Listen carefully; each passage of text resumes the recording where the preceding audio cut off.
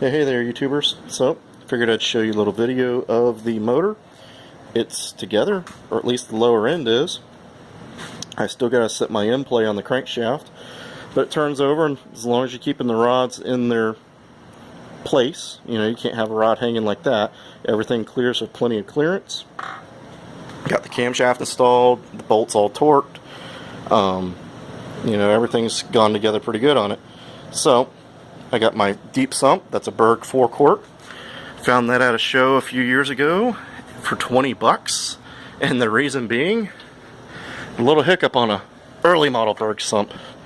The newer ones have it so that they don't take these studs, and they just use like a regular stock Berg sump hardware, which is cool. The older ones take a steel tube and a stud. And this one, when I got it, it didn't have any of that because it was at a swap meet. So I improvised, in Berg's steel tube, I used an aluminum tube because that's what I could get, and I used a piece of all thread, because Berg wants like $6 for the studs and $3 or $4 for the tube per one. So there had been like $60–70 in hardware to put this back on if I went that route. It worked on the 1600 that I have with the Caterons and the turbo, so I'm not too worried that it's not going to work. Is it possibly going to leak? Who knows? Yeah, Berg studs are much better than that all thread. But anyways, you can see I ground off the previous company's name there. Get rid of that, since they have nothing to do with this anymore. And we got the engine case clearance cleaned. It's together. I got my filter pump on. This one's from CB Performance. The thing I like about this pump compared to the other no-name brand cheap ones and all that and Impies is the backside. Back here is a Shadrick pump. And it's like CB actually has these made for them from Shadrick. So I like that because the Shadrick pump is at least a quality pump. I did have to match the outlet side where it goes, the outlet hole going to the case needed to be matched up. It matched fair, but it needed a little work, so I made sure that I did that. It already has a really small oil passage going out this way and then back into the case, so I kind of want to, make it the best I could. The inlet side, though, fit perfect. Amazingly, I put it in there, and it was right on. But interesting thing, they don't give you any instructions with this one. I was kind of thinking CB would actually give you a little instructions.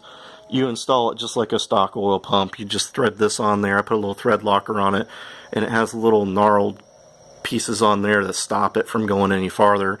So it's a pretty fairly simple idea. If you're putting that in, just a stock torque specs, and just follow the stock procedure and you'll be good.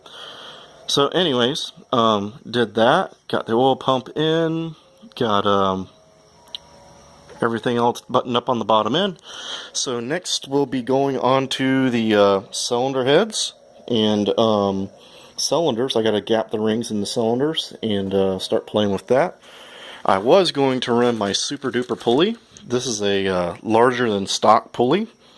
I've read that they won't fit with full flows, and I was kind of hoping that I could run it with the aftermarket oil pump, but you can't. It hits right there.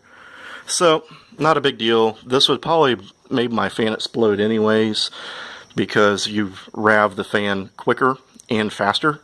And this motor probably should be really good on low end torque. It's not going to be a high RPM motor, but it probably would have caused a problem. If you look, to show you, though, this goes over the crown of the case. The case is back down there. So if you're ever wondering how big one of these are, that's how big they are. If you got a stock motor and you put like a Freeway Flyer gearbox in it, or a very, very late model Bug, and you're having a little bit of heating problems, you could try one of these and see if it should work, because it brings your fan speed up even though your engine RPM is down. So, something for some guys to think about. I think the only place I know of that sells it is aircooled.net, and they're really cheap. They come with the belt, and they're like $40. They're cheaper than most of the other aluminum pulleys. But for my application, I got to use a stock size one, which is no big deal. You know, I just bought that at a swap meet a while back and was like, all right, I'll try it.